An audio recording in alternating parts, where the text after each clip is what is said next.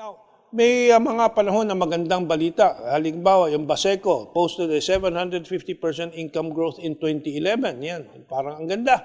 Yung pala pagbebenta ng lupa na binigay sa kanila ng gobyerno. Hindi sa paggawa ng barko. Ano? Nung panahon ni Marcos, nakagawa tayo ng mga oil tankers. Well, nung panahon ni Marcos talaga, pinprotektado ito at tinulak itong, pinush itong development ng steel and shipbuilding industry. Pero pinasukan nga ng mga geopolitical interest ng Amerikano na ayaw nila mag-develop ang Pilipinas. Gusto nila, bibili tayo sa kanila. And si Marcos, tinulungan nila na mapabagsak din ng oligarchs.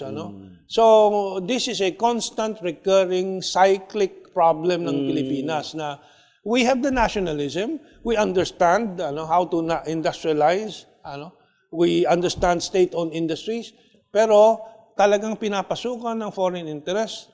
Maybe today it may change. Kasi humina ng Amerikano.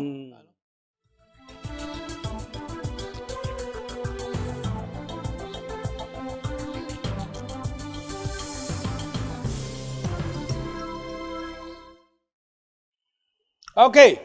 Well, finally, itong Hanjin Corporation, the big shipbuilding industry of the South Koreans na may lugar po dyan sa Subic, nag-collapse po yung kumpanya po nila. And from what I have been reading, this is a 6.6 or more or less, $7 billion corporation. At bakit bumabagsak itong napakalaking industriya? Dahil nga yung global oil glut, slowdown of global trade, trade war ng China at Estados Unidos. But generally, there's going to be a slowdown in the world economy. Yung shipping po ay humina ng humina at sobrang marami na pong mga barko. At dumami na rin ang mga tren. Kaya doon na napupunta sa tren, hindi na sa tren, sa roads. The New Silk Road. Tapos, halimbawa, isang development na malaking impact po dito sa trade ng oil is the entry of the electric cars. Hihina ang oil trading din. So, hihina ang shipping. So, this will extend into the next 5, 10, 20 years. And actually, increases ng Hanjin, mga 5 years old na or more. 2011, 2012, nagkakaroon na ng crisis. But the steel and shipbuilding industry has always been attractive. And there is no lack of nationalism in the Philippines and Filipino leaders. Panahon pa ni Presidente Garcia, our first image is about this. First day, kaya nga naging issue po ito, bumagsak ang Hanjin at nagkaroon ng mga fears ang ilan na the Chinese are expressing interest to take over because China is the biggest trading country in the world and they have so many ports all over the world, which will be my subject matter for journeys, yung isang international show natin. Now, so si Defense Secretary Lorenzana at yung iba ay gustong i-take over na ng gobyerno sana, which I support. But let us re-examine our experience as a government and as a people, as a republic, dito sa shipbuilding. Ideally, maganda po na ang ang bansang Pilipinas, magkaroon nitong steel and shipbuilding industry because we're a maritime nation, we're an archipelagic nation. Yung ating mga balangays noon, nung olden times, puro nasa dagat tayo. Nawala po yung kulturang yan. It would be very nice to bring it back. However, what are the realities of economics? Yung simula po ng Pilipinas dito sa shipbuilding and steel industry was with NASCO, National Shipyards and Steel Corporation. Basahin lang po natin itong maikling paragraph dito. Tungkol sa NASCO. In 1957, President Carlos P. Garcia ascended to Malacanang after the death of President Ramon Magsaysay. And thereafter, he won the Philippine presidency, blah, blah, blah. While President Magsaysay worked very closely with Americans and relied on them for economic development, President Garcia rolled out the Filipino First policy. Under that policy, he tried to promote Philippine industries and supported Filipino industrialists and so on. And he started this NASCO, National Shipyards and Steel Corporation. Pero anong nangyari dito sa NASCO? Eventually, na-privatize. Nahati yung shipbuilding at yung steel. Dahil si makapagal ng takeover. Okay. Actually, yun na nga. Eventually, nabenta dumaan pa sa panahon ni Marcos, no? Ni Macapagal, ni Marcos, ano. Now, sa panahon ni Marcos, yung illegal integrated steel mill privatized to the Jacintos. Before Marcos pa ata yun, ano? During the time of Marcos, yung National Steel Corporation was owned by the government. Oo nga, National Development Corporation pa, di ba? NDC. Tapos yung kaya competitive yun kasi yung kuryente nanggagaling doon sa Maria Maria Cristina Cristina. Falls. Oo. Napakamura. Kaya nakakapag-export pa nga tayo ng steel noon. At saka 1950s, 60s, ang Pilipinas ahead of all Asia. Yes, Even China, backward. South Korea, wala pa. Nagkakagera pa sa South Korea. Ano? So, may advantage yun.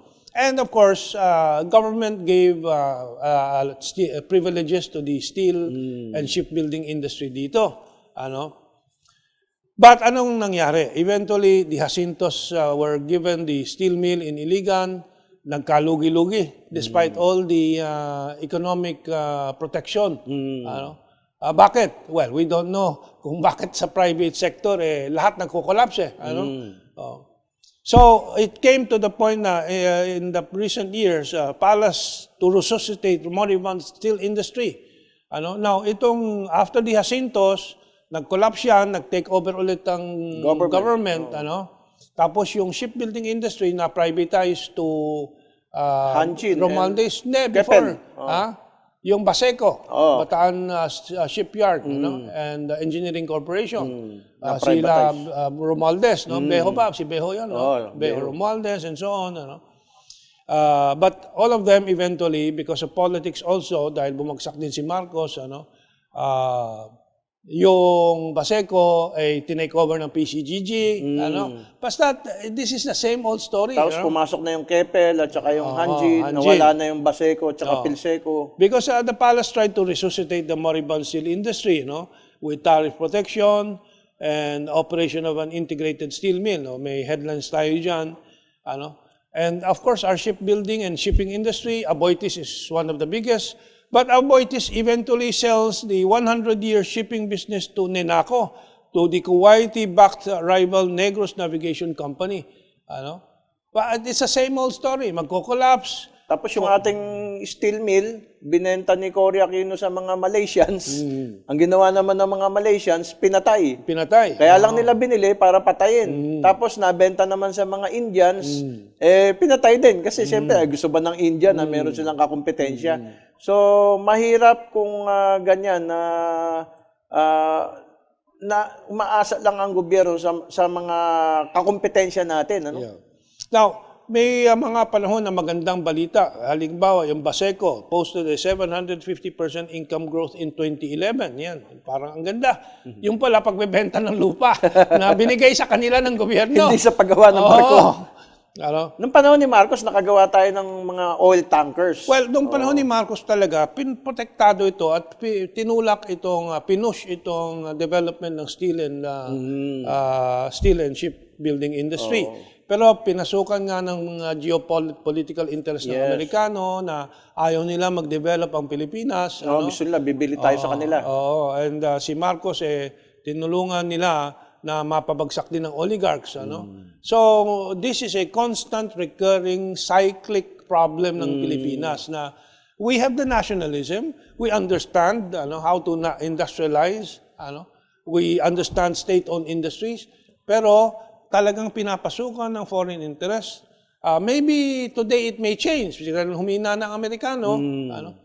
But we have the local oligarchs and we have the American boys in the industry. And we also have the boys in the government sector. Na tulad nito, ang Hanjin po bumagsak. And Hanjin's fall will not fix global shipping industries ills. Kasi marami pa rin. So malaki may pa rin ang glut. May glut. Malaki ang glut. Siguro yung iba iniisip, bagsak ang Hanjin, mababawasan ng glut. It's not going to happen that way. Not at least for the next 10 years and 20 years. And yung ating pinaliwanag nga, the whole global economy is changing. Shipping will reach a plateau. So, kailangan pag-isipan natin yan. If the country is going to invest another 500 billion pesos, okay. And let's just, now, of course, China is the #1 trading industry. They have taken over ports in Greece, in Europe. That's going to be my subject matter sa journeys. No? Sa Sri Lanka nga, may ulat ako dyan. No? Ang present, yung nandito sa Pilipinas si Sirisena, the Prime Minister of Sri Lanka, nandito presently, bumibisita. At he won on an anti-China stand. But now he's pro-China. Ano? So lahat ng sinasabing death trap, hindi totoo. Ano? Nakita din yan ni Sirisena. Ano? Bakit? Ano? Tulad nitong ulat nga. Ano? Sri Lanka's Hambantota port, business diversifying, ships calls up. Ano? Hindi ma-manage ng Sri Lankan government. Ano?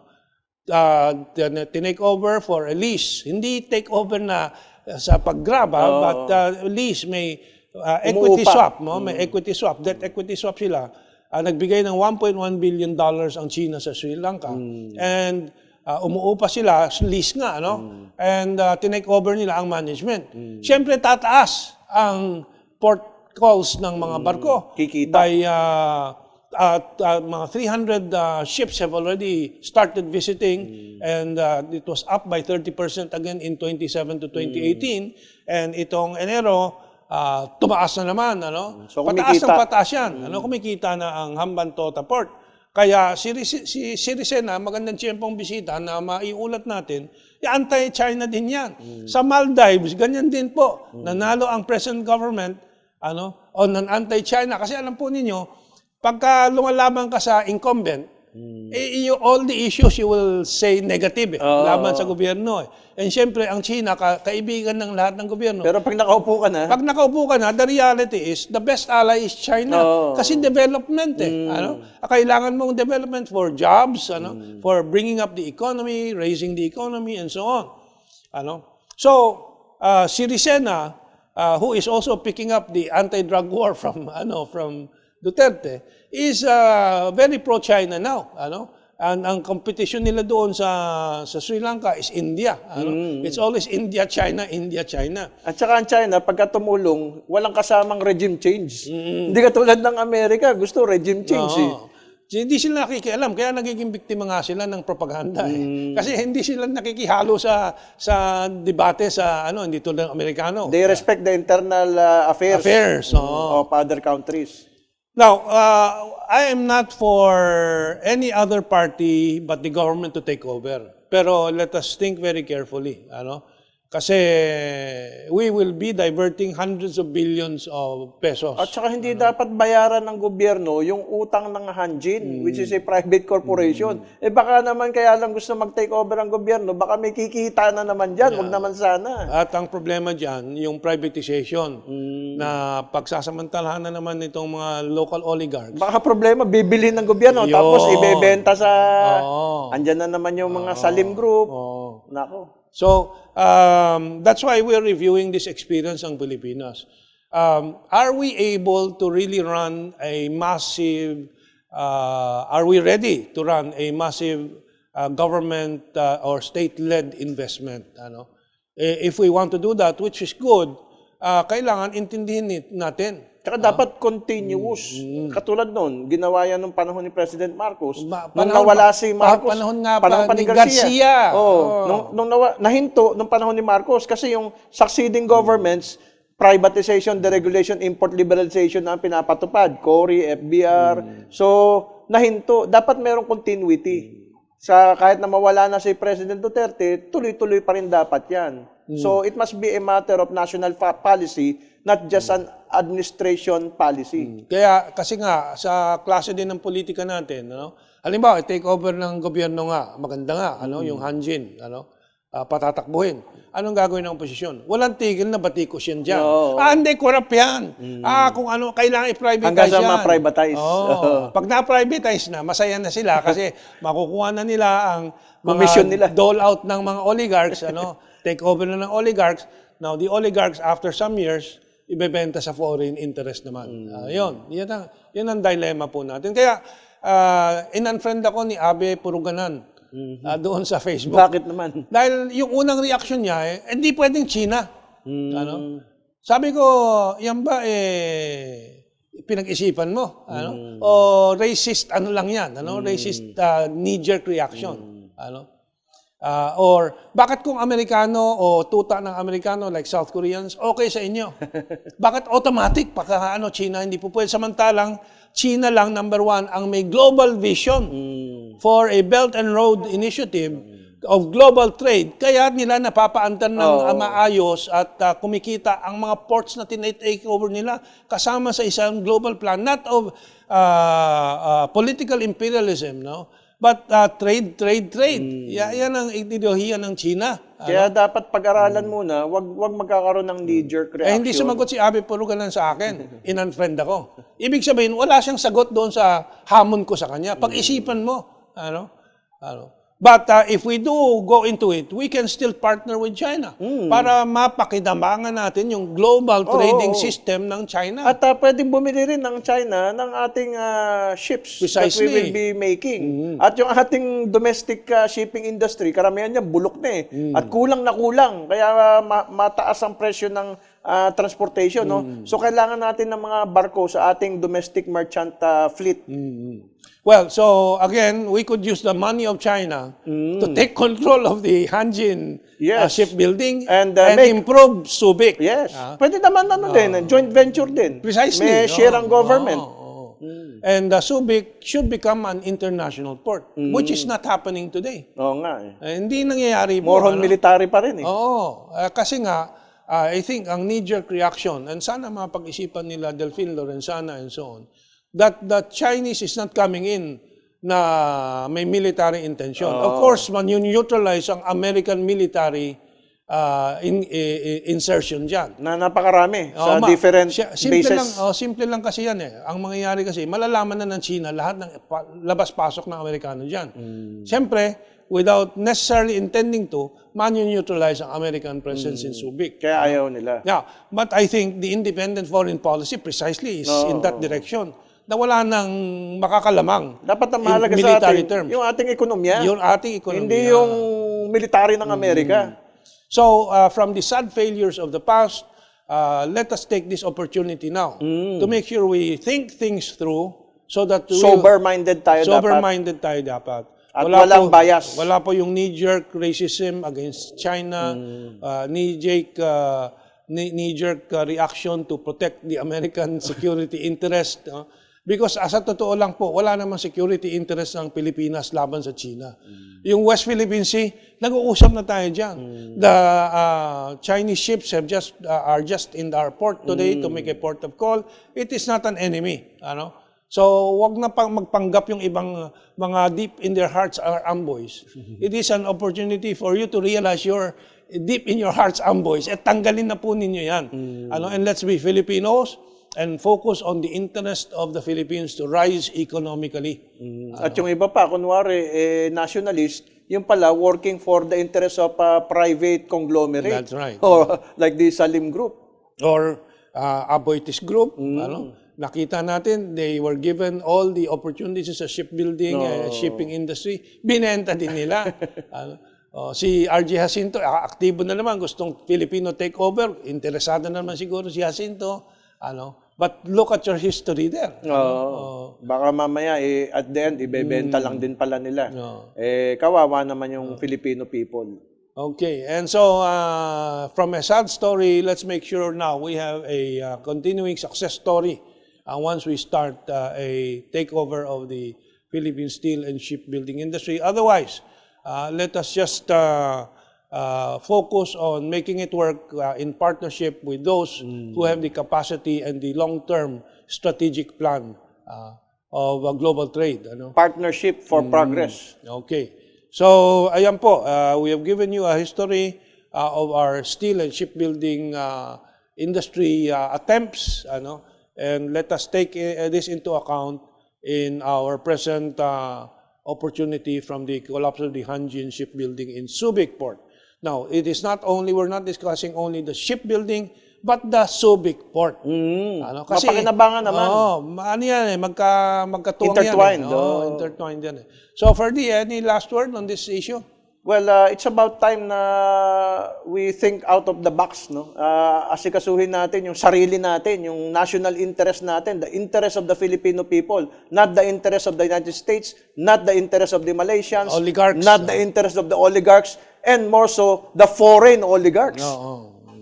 Okay, maraming salamat po, and we hope we have lent some, shared some wisdom and information on this matter, and may it help our decision-making as a nation. Thank you very much, and have a good weekend.